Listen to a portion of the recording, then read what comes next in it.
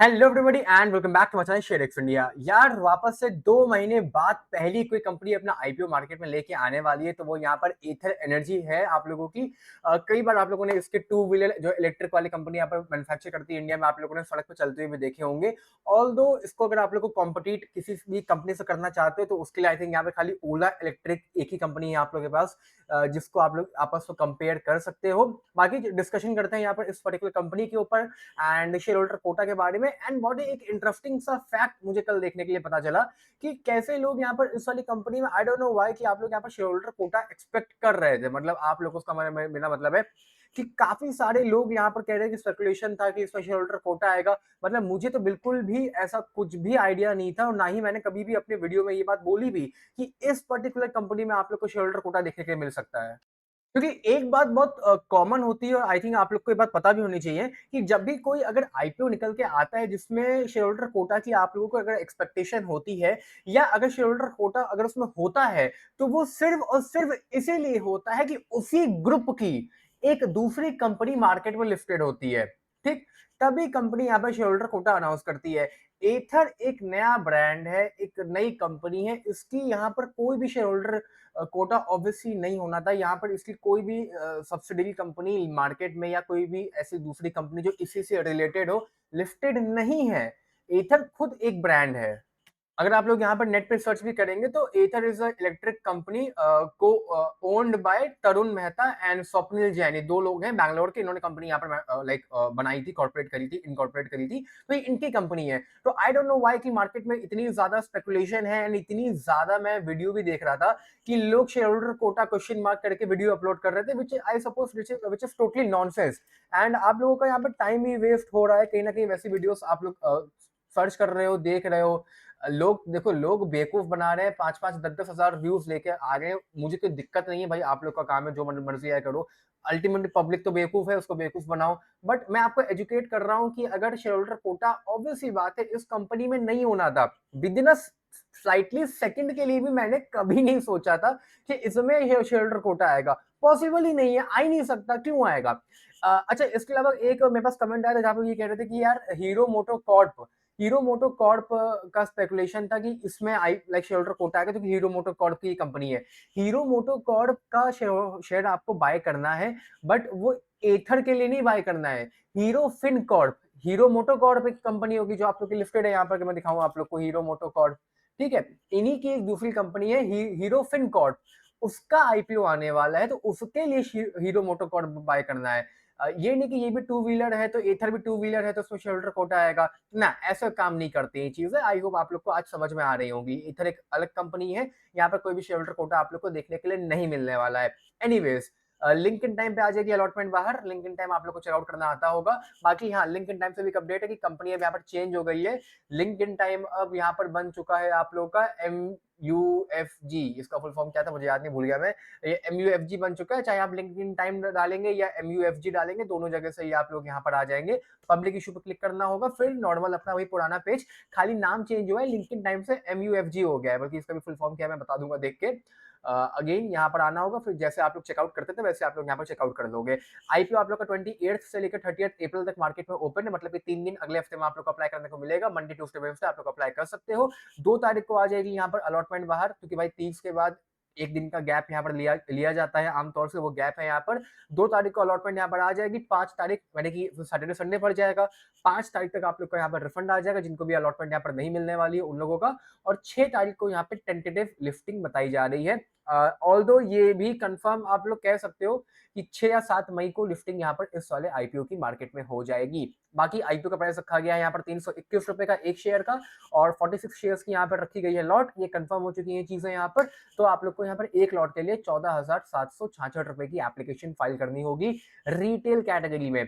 अभी बताता हूँ कितनी कितनी लॉट आप लोग को फाइल करनी होगी, सब बताता हूँ मैं यहाँ पर।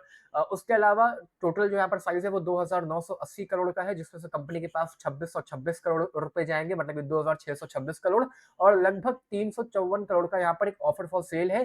ये वो अमाउंट है जो कंपनी के प्रमोटर अपने जेब से लाइक शेयर्स वगैरह बेच रहे हैं, तो ये अमाउंट वो लोग अपने घर ले जाएंगे। कंपनी के जो पुराने इन्वेस्टर्स वगैरह होंगे, जिन्होंने कभी पैसा कंपनी में लगाया होगा, तो ये उनका पैसा, ये पैसा वो घर ले जाएंगे। कंपनी के पास खाली इतना पैसा जाएगा, 2626 करोड़, मतलब 2,600 26 करोड़, ठीक है। ₹30 का एक एम्प्लॉयी डिस्काउंट रखा गया है, मतलब कि एक एम्प्लॉयी कैटेगरी बना के यहाँ पर एम्प्लॉयी डिस्काउंट रखा गया है। उन लोगों के लिए यहाँ पर ₹321 का शेयर नहीं है, उन लोगों के लिए यहाँ पर ₹291 का शेयर है। आप लोग अगर एम्प्लॉयी नहीं हो तो एम्प्लॉयी की कैटेगरी में मत अप्लाई करना, फालतू में आप लोग की एप्लीकेशन यहाँ पर रिजेक्ट हो जाएगी, आप लोग को यहाँ पर अलॉटमेंट भी नहीं मिलेगी, तो इसीलिए फालतू में इस कैटेगरी में मत अप्लाई करना। अब आते हैं यहाँ पर कितनी लॉट आप लोग को अप्लाई करनी है। कंपनी ईथर यहाँ पर लॉस मेकिंग है, इसीलिए रिटेल कोटा यहाँ पर 10% से छोटा का रखा गया है। जब कंपनी यहाँ पर प्रॉफिटेबल होती है तब रिटेल कोटा 35% का रखा जाता है। तो लॉस मेकिंग कंपनी है, इस बात को भी ध्यान में रखना। सिमिलर जैसे यहाँ पर ओला आया था, ओला भी कुछ मेजर प्रॉफिटेबल यहाँ पर थी नहीं, अगर आप लोग को याद हो, जैसे कि मैं दिखाऊं। अब देखो, ओला के आईपीओ में मुझे आज भी याद है, मुझे गालियां पड़ी थी क्योंकि एक गलती मुझसे हो गई थी। मैंने कहा था इस आईपीओ में मत अप्लाई करो, बकवास कंपनी है। मैं सही भी था, मैं सही नहीं भी था। देखो मुझे याद है 97 रुपीज के आसपास का ये आईपीओ था, इफ आई एम राइट। और उसके बाद जो उसकी लिफ्टिंग थी वो बहुत ही धमाकेदार दुगने पे हुई थी, लगभग लगभग कहीं 150 रुपए के आसपास की यहाँ पर कंपनी भाग गई थी। बट अल्टीमेटली क्या हुआ, अपने आईपीओ प्राइस तक आई, थोड़ा सा बाउंस बैक किया और वहां से भी ये ड्रॉप डाउन हो गई। और ये अभी भी कभी भी आप लोग को फ्यूचर में 6-8 महीने तक रिकवरी नहीं दिखाने वाला है। बट इस बार मैं वो गलती नहीं करूंगा। अप्लाई करना चाहो कर सकते हो, बट इतना बता दो ये कंपनी ये भी कुछ बहुत अच्छी नहीं है, ये भी लॉस में ही है। ये सब फ्यूचरिस्टिक कंपनियां हैं, पोर्टफोलियो में डाल के भूलने वाली कंपनीज होती है, ठीक है। रिटेल कोटा यहाँ पर लगभग 10% का रखा गया है, तो मतलब अगर आप लोग को रिटेल कैटेगरी में अप्लाई करना है पहली बात तो एक ही लॉट करना, क्योंकि कभी भी आप लोग को यहाँ पर 2-3 लॉट रिटेल कैटेगरी में नहीं मिलती है, मिलेगी तो खाली एक ही लॉट मिलेगी। तो अगर आप लोग को रिटेल में अप्लाई करना है तो आप लोग यहाँ पर खाली एक ही लॉट के लिए अप्लाई करो।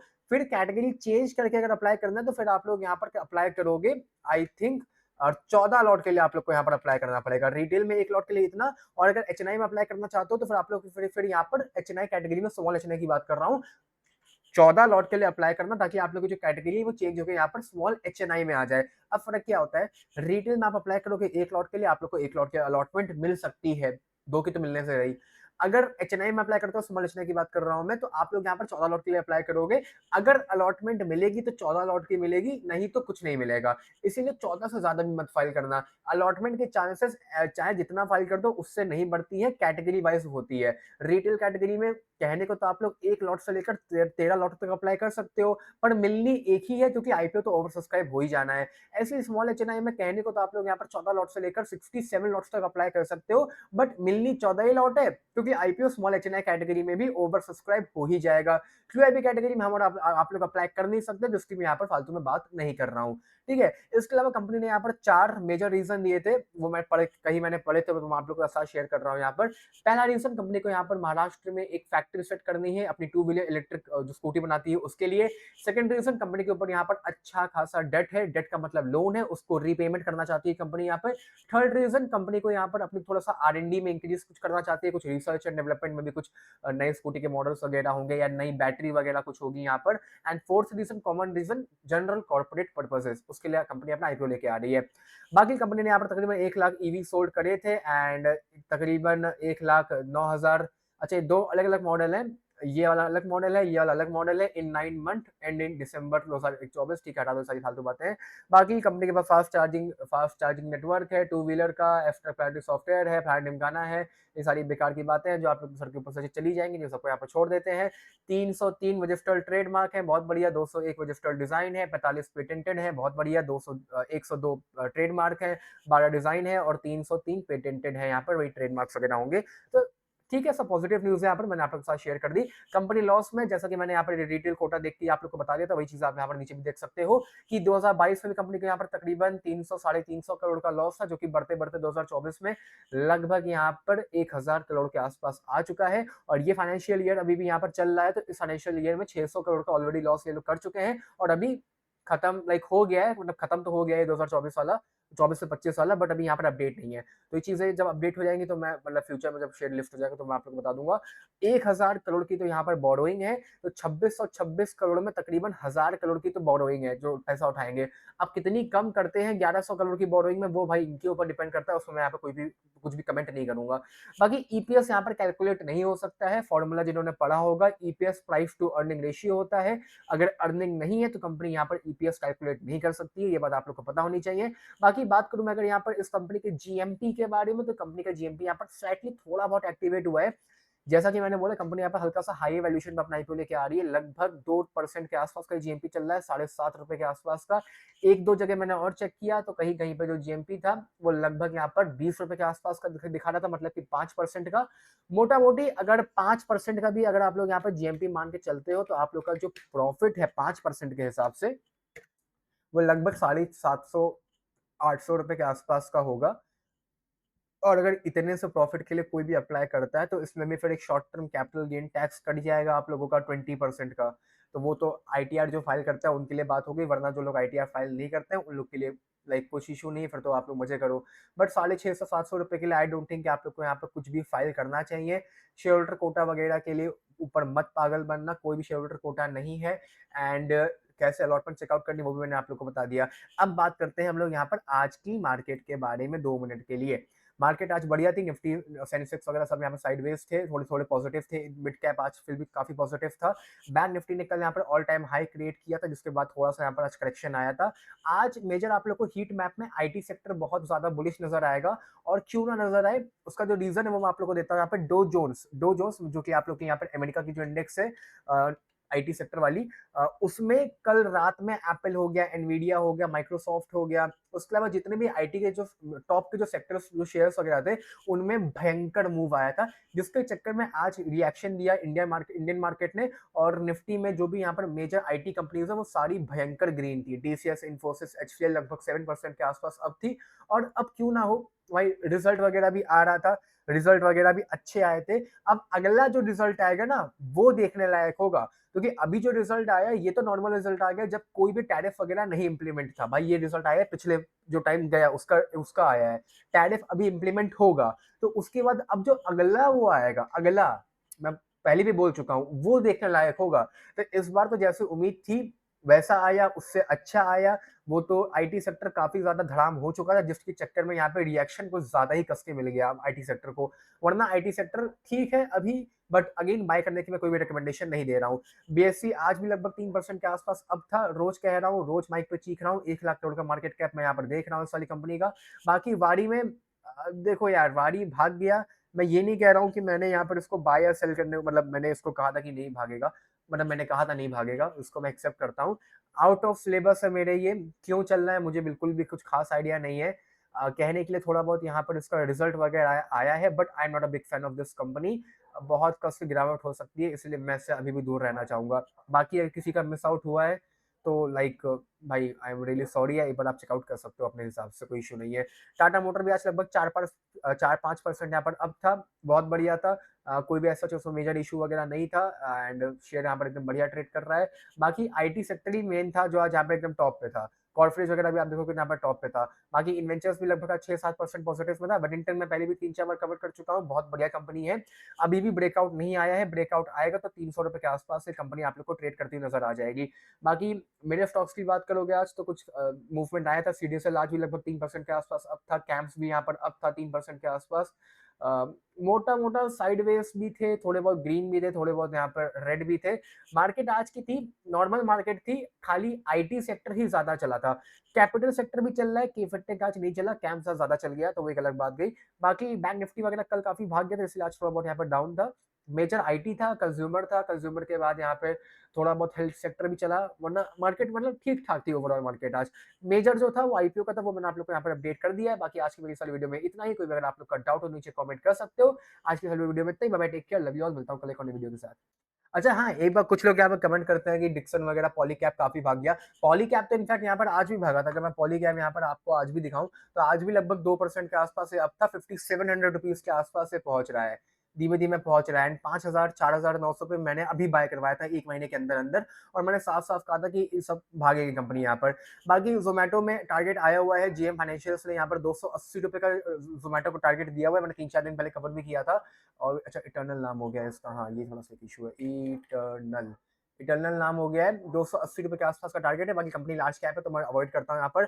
सीई वाटर होल्ड करिए, अभी थोड़ा सा यहाँ पर इशू चल रहा है मुझे पता है। डिक्सन होल्ड और सेल, डिक्सन को अभी भी होल्ड करो, बहुत बढ़िया है, you are giving profit, thank you so much sir. Dixon को अभी भी होल्ड करो, 19,000 रुपए के आसपास बेचो।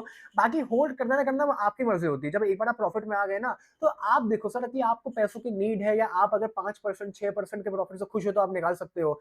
सिंपल सा एग्जाम्पल दे रहा हूँ, सीडीएसएल अभी मैंने बाय करवाया था, चल गया। कैंप्स मैंने चीख-चीख के बोला, चल गया। बीएससी तो मैं रोज़ चीख रहा हूँ, रोज़ भाग रहा है कि 1 लाख करोड़ का मार्केट कैप मैं देखता हूँ। पॉलीकैब मैंने अभी बाय करवाया था, लगभग मैं 15 नहीं, मैं 14% प्रॉफिट में था आज मॉर्निंग में, इसमें 14% प्रॉफिट में था मैं।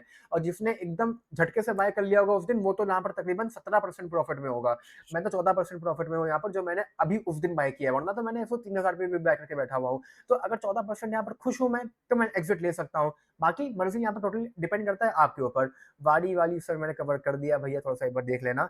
बाकी ये अच्छा मजाक कर रहे थे यहाँ पर। एनटीपीसी ग्रीन हो गया, केफन टेक भी बढ़िया है, सीडीएसएल भी बहुत बढ़िया है, कैंप्स बढ़िया है, एंजल वन में भी लोग प्रॉफिट में यहाँ पर आ गए, क्योंकि एंजल वन 2000 से 2500 के बीच में ट्रेड कर रहा था, तो मैक्सिमम लोगों ने यहाँ पर तभी बाय किया था। तो एंजल वन में भी अब मैक्सिमम जो यहाँ पर मेरे लोग हैं वो प्रॉफिट में आ चुके हैं, क्योंकि 2500 के ऊपर तो मैंने कभी एंजल वन बाय ही नहीं करवाया है।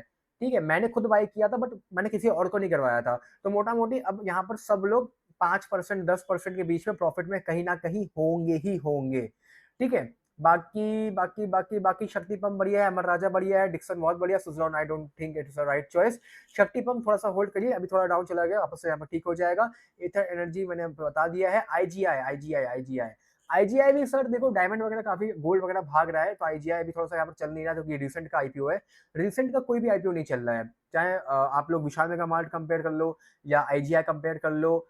इन्वेंचर्स आज थोड़ा बहुत चल गया, बट अभी सब आप लोग को यहाँ पर होल्ड करने पड़ेंगे एक बार। आईजीआई थोड़ा सा यहाँ पर होल्ड करना पड़ेगा। बाकी चलो, कवर होगी सारे स्टॉक्स यहाँ पर आज के। Bye bye, take care, love you all, मिलता हूँ कल।